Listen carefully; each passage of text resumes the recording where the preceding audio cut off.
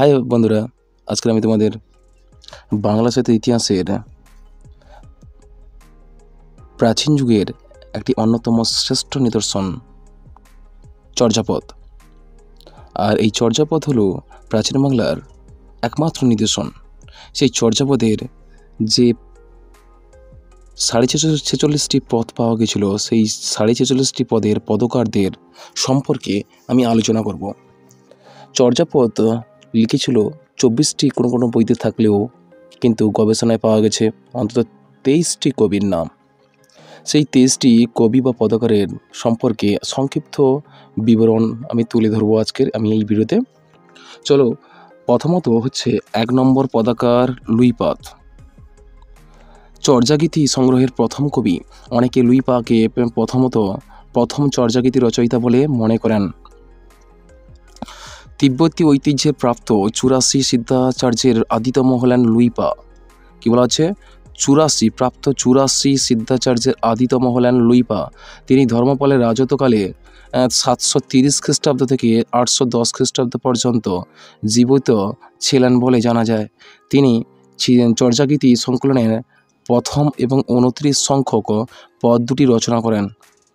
হিন্দিভাষীরা লুইপাকে মগধ বা বিহারের আদিবাসী বলে দাবি করেন। 2 নম্বর হচ্ছে কুক্কুরিপাদ। 2 নম্বর পদাকার কুক্কুরিপা। তিনি চর্যা সংকলনের 2, 20, 48 সংখ্যক মোট 3টি পদ রচনা করেন। তিনি 840 খ্রিস্টাব্দে দেবপালের রাজত্বকালে জীবিত ছিলেন। তিনি বাংলার উত্তরাখণ্ডের আদিবাসী ছিলেন। তবে হিন্দিভাষীরা তাকে কপিলাবস্তু বা বুদ্ধের জন্মস্থান নেপালের বাসিন্দা বলে মনে করেন। তারানাথের মতে তার সঙ্গে সর্বদা একটি কুকুর থাকত বলে তার কুক্কুরিপা নামকরণ হয়েছে। 3 নম্বর পদকার হলো বীরু আপা। দেবপালের রাজত্বকালে 830 খ্রিস্টাব্দের কাছাকাছি সময়ে জীবিত ছিলেন। তিনি চর্যাগীতি সংকলনের 3 সংখ্যক পদটি রচনা করেন। তিনি ত্রিউর ওরফে ত্রিপুরার আদিবাসী ছিলেন। 4 নম্বর পদ হল গুন্ডুরিপাদ ওরফে গুড্ডরিপা। দেবপালের রাজত্বকালে 809 থেকে 841 খ্রিস্টাব্দ পর্যন্ত চর্যাগীতি সংকলনের 4 সংখ্যক পদটি রচনা করেন তিনি। বঙ্গের পশ্চিমাঞ্চলের আদিবাসী ছিলেন। হিন্দি ভাষীদের মতে তিনি বিহারের লোক ও হিন্দি ভাষার কবি ছিলেন। পঞ্চম পদকার চাটিলপা। 850 খ্রিস্টাব্দের কাছাকাছি সময়ে জীবিত ছিলেন। তিনি চর্যাগীতি সংকলনের 5ম সংখ্যক পদটি রচনা করেন। তবে পদটিতে চাটিলপাদের কোনো নামোল্লেখ নেই। তার কোনো শিষ্য পদটি রচনা করে থাকবেন। তিনি দক্ষিণবঙ্গের আদিবাসী ছিলেন। বসুকুপা চর্যাগীতি সংকলনে উল্লেখিত 6, 21, 23, 27, 30, 41, 43, 39 মোট 8টি পদ রচনা করেছিলেন। তিনি ধর্মপাল ও দেবপালের রাজত্বকালে 770 থেকে 850 খ্রিস্টাব্দ পর্যন্ত জীবিত ছিলেন। তিনি নিজেকে রাউত বা রাজপুত বলে উল্লেখ করেছেন। তিনি পদ্মা নদী ও বাংলার পরিবেশের বর্ণনা করেছেন, যা প্রমাণ করে তিনি বাঙালি ছিলেন। তবে হিন্দিভাষীরা ভুসুকুপাকে বিহারের আদিবাসী বলে দাবি করেন। তিনি লালন্দার শিক্ষক ছিলেন। আর 7 নম্বর পদ হলো কাহ্নুপা। কাহ্নু বা কাহ্নিলা ইত্যাদি একাধিক নামে উল্লেখিত। তিনি চর্যাগীতি সংকলনের উল্লেখিত মোট 13টি পদ রচনা করেন। 7 নম্বর, 9 নম্বর, 10, 11, 12, 13, 18, 19, 24, 36, 40, 42, 45 এই মোট 13টি পদ তিনি রচনা করে গেছেন। সবচেয়ে বেশি পদ তার রচনা কাহ্নুপাদের বেশি পদ রচনা। কর্ণাটকবাসী এই সিদ্ধাচার্যের পড়াশোনার জন্য নালন্দায় এসে তার ফিরে যাননি। তিনি বাংলার পাহাড়পুরে অবস্থিত বৌদ্ধবিহারে বসবাস করতেন। তিনি দেবপালের রাজত্বকালে জীবিত ছিলেন বলে মনে করা হয়। 8 নম্বর পদাকার হলেন কামলিপা ওরফে কম্বলাম্বরপা। 8 সংখ্যক পদটি রচনা করেন। তিনি কাহ্নুপার শিষ্য ছিলেন। অনেকের মতে তিনি কম্বল পরিধান করতেন বলে তার সংস্কৃত নাম হয়েছিল কম্বলাম্বপা। তিনি উড়িষ্যার অধিবাসী ছিলেন। 9 নম্বর পদাকার হলেন ডম্বিপা। চর্যাগীতি সংকলনের 14 সংখ্যক পদটি তিনি রচনা করেন।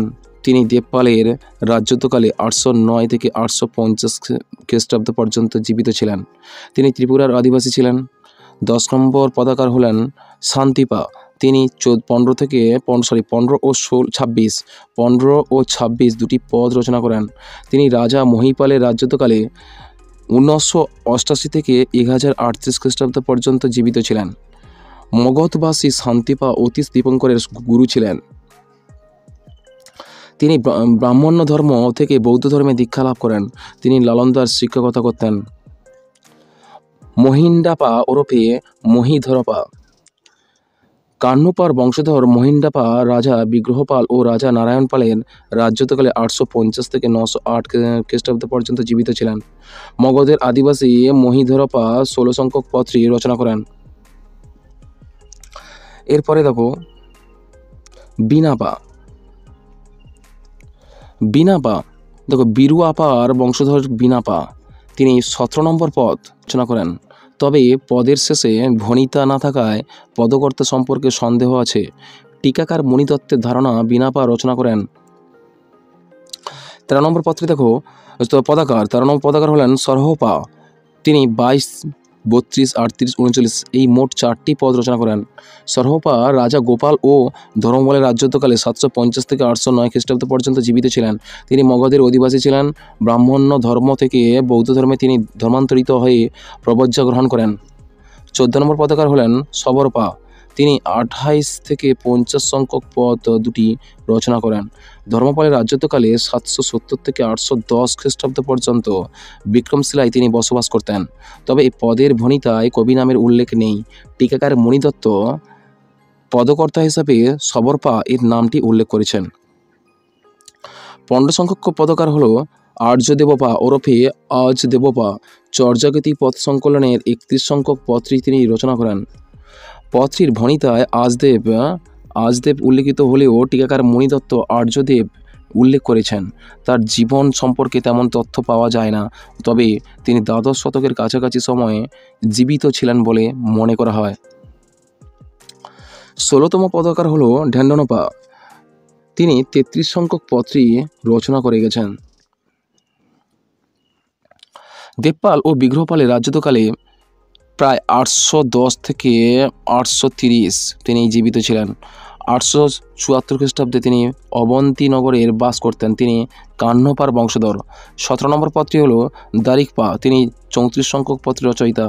লুইপার শিষ্য দারিকপা দেবপালের রাজত্বকালে 810 থেকে 850 খ্রিস্টাব্দ পর্যন্ত জীবিত ছিলেন। তিনি উড়িষ্যার আদিবাসী ছিলেন। 18তম পদ ভাদেপা। তিনি 37 সংখ্যক পত্রী রচনা করেন। তিনি 9ম শতকের জীবিত ছিলেন। মণিপুরে জন্মগ্রহণ করলেও তিনি পরবর্তীকালে তিনি শ্রাবন্তী নগরে বসবাস করেন। 19তম পতাকার হল তাড়কপা। তিনি 37 সংখ্যক পত্রী রচনা করেন। পত্রীর ভণিতায় তার নাম উল্লেখিত হলেও তার সঠিক পরিচয় জানা যায়নি। পণ্ডিতেরা তার আবির্ভাব কাল নির্ণয়ে সফল হননি। 20 নম্বর পতাকার কঙ্কনপা চর্যাগীতি সংকলনে 44 সংখ্যক পত্রী রচনা করেন। কম্বলম্বাচার্যের বংশধর কঙ্কনপা 980 থেকে 1120 খ্রিস্টাব্দের মধ্যে জীবিত ছিলেন। তিনি বিষ্ণুপুরের আদিবাসী ছিলেন। 21 নম্বর পদ জয়নন্দীপা। তিনি চর্যা সংকলনের 46 সংখ্যক পত্রী রচনা করেন। তিনি 84 সিদ্ধার্থ মধ্যে 58তম সিদ্ধা ছিলেন। এর বেশি কিছু তার সম্পর্কে জানা যায় না। 22 নম্বর পতাকার হল ধর্মপা বা ধামপা চর্যাগীতি সংকলনে 47 সংখ্যক পত্রী রচনা করেন। তিনি বিগ্রহপাল ও নারায়ণ পালের রাজত্বকালে 850 থেকে 860 খ্রিস্টাব্দ পর্যন্ত বাংলাদেশের বিক্রমপুরের আদিবাসী ছিলেন। 875 খ্রিস্টাব্দে তিনি বিক্রমশিলার অধ্যক্ষ হয়েছিলেন। 23 নম্বর পদকার অর্থাৎ শেষ পদকার ছিলেন তন্ত্রীপা। তিনি চর্যাগীতি সংকলনের 25 সংখ্যক পত্রী রচনা করেন। তিব্বতী অনুবাদক আবিষ্কারের পর পত্রীর হদিস মেলে, তবে তন্ত্রীপা সম্পর্কে বিশেষ কিছু জানা যায় না। এইগুলো আমাদের 23 জন চর্যা পদকারদের সংক্ষিপ্ত জীবনী।